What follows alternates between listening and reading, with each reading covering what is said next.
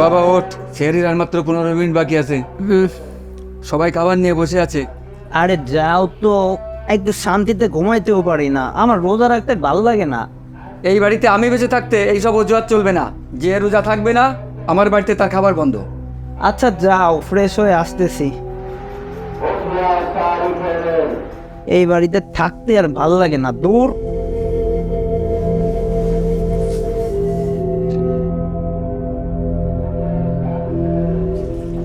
এই তাড়াতাড়ি আয়, সেরি সময় শেষ হয়ে যাচ্ছে, আজান দিয়ে দেবে। কথা বলি খালি রাগ হয়।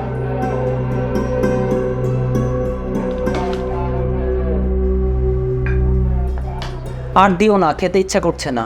কেন কি হয়েছে, খাবি নি কেন? কিছু না, বাদ দাও তো, এই ভোরে উঠে খেতে ইচ্ছা করে না।